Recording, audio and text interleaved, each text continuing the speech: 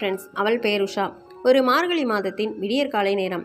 இரவெல்லாம் மாந்தி எடுத்து எடுத்து சோர்ந்து போன உஷா அப்போதுதான் கணவன் ரவியின் கைவளவில் அயர்ந்து தூங்க ஆரம்பித்தாள். செல்போனில் 6 மணி அலாரம் அடிக்க தூக்கம் கலைந்த ரவி சட்டென அலாரத்தை ஆஃப் செய்தான். அலார சத்தத்தால் டிஸ்டர்ப் ஆகி புரண்டு படுத்த மனைவியை மென்மையாக தட்டி கொடுத்துவிட்டு பெட்ஷீட்டை உதறி எழுந்தான். அதே கையோடு தன்னுடைய செல்போனையும் உஷாவின் செல்போனையும் ஆன் செய்து சார்ஜரில் போட்டுவிட்டு பாத்ரூமுக்குள் நுழைந்தான்.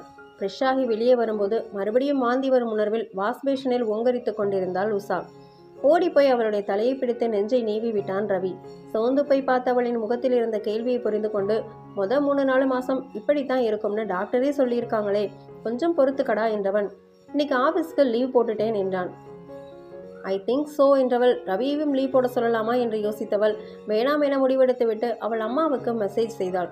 உனக்கு பிடிச்சதை சமைச்சு எடுத்துட்டு வரேண்டி என்ற அம்மாவின் வாட்ஸ்அப்புக்கு ஒரு ஹார்ட்டினை அனுப்பிவிட்டு ஆஃபீஸ் கிளம்பிய கணவனுக்கு டாட்டா காட்டிவிட்டு காலையில் வந்த வாட்ஸ்அப் மெசேஜ்களை பார்க்க ஆரம்பித்தாள். அடுத்த சில நொடிகளில் மயங்கி சரிந்தாள். கண் விழிக்கையில் ஹாஸ்பிட்டல் படுக்கையில் இருந்தாள். கையில் ட்ரிப்ஸ் ஏறிக்கொண்டிருந்தது. அம்மா கண்ணை கசக்கி கொண்டிருந்தாள். நைட்டெல்லாம் மாந்தி எடுத்ததால உடம்புல நீச்சத்து குறைஞ்சு போச்சு, வேற ஒரு பிரச்சனையும் இல்லை என்று ஃபேமிலி டாக்டர் சமாதானம் செய்து கொண்டிருந்தார். மறுபடியும் கண்களை மூடினாள் உஷா. சில கண்ணீர் துளிகள் வழிந்து காதுக்குள் நுழைந்தன. கூடவே என் உயிருள்ள வரைக்கும் உஷாதான் என்ற சிவாவின் குரலும் அவன் சிரிப்பும் எதிரொலித்தன. 10வது வரை கிராமத்தில், அதுவும் கேர்ள்ஸ் ஸ்கூலில் படித்துவிட்டு +1 சென்னையில் கோயட் பள்ளிக்கூடத்தில் சேர்ந்திருந்தாள் உஷா. முதல் வாரம் கிளாஸ் ரூமில் யாராவது ஒரு பையன் பேனா ப்ளீஸ் என்றால் கூட இதயம் வாய் வரை வந்து துடிப்பது போல உணர்ந்தாள். பிறகு மெல்ல மெல்ல அந்த சூழலுக்கு பழக்கப்பட்டு விட்டாள். பையன்களிடம் இயல்பாக பேசக்கூட ஆரம்பித்திருந்தாள். ஆனால் எல்லாமே சிவா அந்த வகுப்பில் சேரும் வரைதான். வகுப்புகள் ஆரம்பித்து கிட்டத்தட்ட 1 மாதம் கழித்துதான் சிவா அந்த பள்ளிக்கூடத்தில் சேர்ந்தான். உஷா படிக்கிற அதே பியூ சயின்ஸ் குரூப் தான் அவனும் எடுத்திருந்தான். வளர்த்தியாக ஒரு மாணவன் தங்கள் வகுப்பறைக்குள் நுழைந்ததை மற்ற மாணவர்கள் சற்றே பொறாமையாக பார்க்க, அவன் வலது கையை உயர்த்தியபடி வகுப்பில் இருந்த கேர்ள்ஸ் பாய்ஸ் எல்லோருக்கும் ஹாய் ஹாய் என்றபடி கடைசி பெஞ்சில் போய் அமர்ந்தான். கேர்ள்ஸ் அவனை பார்த்து பார்த்து ஏதோ ரகசியம் பேசி சிரித்தார்கள். உஷாவின் பக்கத்தில் அமர்ந்திருந்த வசந்தி, ஏய் செம்ம மேன்லியா இருக்காண்டி என்றால் கிசுகிசுப்பாக. சிவா வந்த அன்றைக்கு 4-5 டீச்சர்ஸ்கள் வகுப்புக்குள் வந்து யாரு சிவா என்று கேட்டுவிட்டு போனார்கள். இங்கிலீஷ் சார் மட்டும் அவன் தோளை தட்டி, நல்லா படிடா, ஏதாவது பிரச்சனைனா என்கிட்ட வந்து சொல்லுடா, பழைய ஸ்கூலில் நடந்துக்கிட்ட மாதிரி நீயே பனிஷ்மெண்ட் கொடுத்துடாத என்று விட்டு போனார். அடுத்த 1 வாரத்தில் வகுப்பு முழுக்க ஒரே சிவா புராணம்தான். எல்லா பாய்ஸும் அவனுடன் ஃப்ரெண்டாகி விட்டார்கள். கேர்ள்ஸில் சிலர் அவனை அண்ணன் உறவு கொண்டாட ஆரம்பித்து விட்டார்கள். வசந்தியோ ஒன் சைடாக லவ் பண்ணவே ஆரம்பித்து விட்டாள். அவனை பற்றி தான் சேகரித்த செய்திகளை என் ஆளு சூப்பரில்ல என்கிற பெருமித உணர்வில் உஷாவின் காதுகளிலும் போட ஆரம்பித்தாள். அதில் சிவா இந்த பள்ளிக்கூடத்துக்கு வந்ததற்கான காரணத்தை கேட்ட பிறகு உஷாவுக்கு அவன் மேல் பெரிய அளவில் மரியாதை வந்தது. சிவா ஏற்கனவே படித்த ஸ்கூலில் ஸ்போர்ட்ஸ் டீமுக்கான லீடர் அவன்தான். இன்டர் ஸ்கூல் ஸ்போர்ட்ஸ் மீட்டுக்காக வேறொரு ஸ்கூலுக்கு சென்றபோது சிவாவின் ஸ்கூல் மேட் ஒருவன் அந்த ஸ்கூல் ஸ்டூடெண்ட் ஒருத்தியிடம் மிஸ்பிஹேவ் செய்திருக்கிறான். இந்த விஷயம் அந்த ஸ்கூல் பிரின்சிபாலின் காதுக்கு போய் பிரச்சனை பெரிதாக தன் ஸ்கூல்மேட் செய்த தவறுக்காக அந்த பிரின்சிபாலின் காலில் விழுந்து மன்னிப்பு கேட்டிருக்கிறான் சிவா. இதோடு விட்டிருந்தால் பரவாயில்லை, அந்த பிரின்சிபால் கண் முன்னாடியே மிஸ்பிஹேவ் செய்த மாணவனின் முகத்தில் 4-5 குத்துகளையும் விட்டிருக்கிறான். மூக்கு வாயெல்லாம் ரத்தமாக அவன் மயங்கி சரிய மருத்துவமனைக்கு தூக்கி கொண்டு ஓடியிருக்கிறார்கள். பிரச்சினை போலீஸ் வரைக்கும் போக அரசியல் செல்வாக்கு மிக்க சிவாவின் அப்பா கேட்டுக்கொண்டதாலும் மாணவர்களுடைய எதிர்காலம் கருதியும் சிவாவை மன்னித்து விடுகிறார்கள். ஆனால் அவன் படித்த பள்ளி மிஸ்பிஹேவ் செய்த மாணவனுடன் சிவாவையும் பள்ளியை விட்டு நீக்கிவிடுகிறது. அதன் பிறகுதான் உஷா படித்த பள்ளிக்கூடத்தில் சேர்ந்திருக்கிறான் சிவா. தான் இருக்கிற இடத்தையே கலகலப்பாக வைத்திருக்கிற சிவாவை தானுண்டு தன் படிப்புண்டு என்று இருந்த உஷா எப்படி ஈர்த்தாள் என்பது இதுவரைக்கும் புரியாத புதிர்தான். உள்ளத்தாச்சி பொண்ணு, ஒரு வாய் சாப்பிட்டுட்டு படுத்துக்கோடி என்கிற அம்மாவின் குரல் எங்கோ ஆள் கிணற்றுக்குள் இருந்து கேட்பது போல் இருந்தது.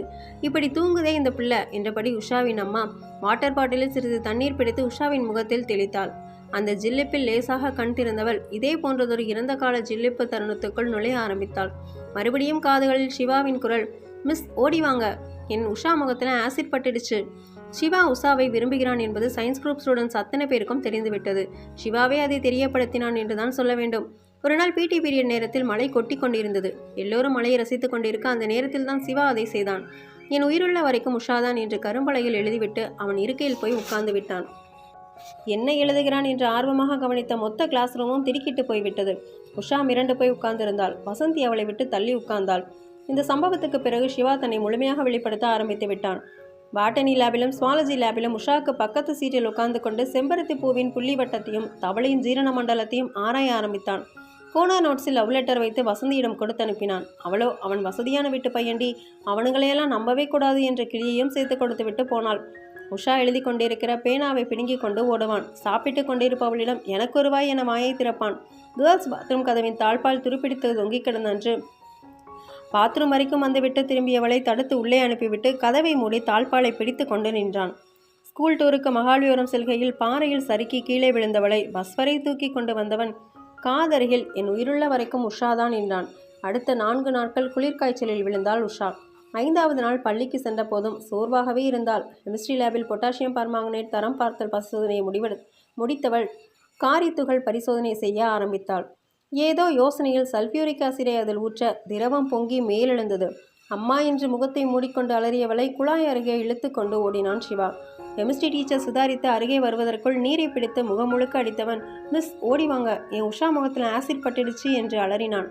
2 நாள் ஆசிரியர்களின் ஓய்வறையில் சிவா உஷா பேச்சுத்தான்.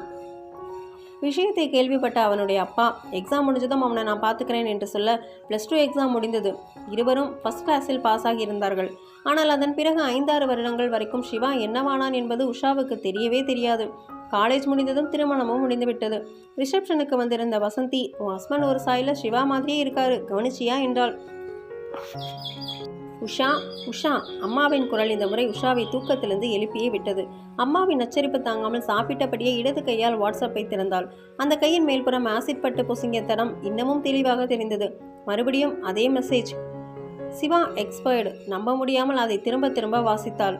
வசந்திதான் குரூப்பில் என்னாச்சு என்று காரணம் கேட்டிருந்தாள். ஏதோ அரசியல் தகராறு போல. அவன் அப்பாவை வெட்ட வந்திருக்காங்க, இவன் நடுவில் நுழைஞ்சிருக்கான், அவனுக்கு அவன் அப்பானா உயிராச்சே என்ற ரிப்ளையை முழுதாக படிக்க முடியாமல் உஷாவின் கண்கள் கண்ணீரால் நிறைந்தன.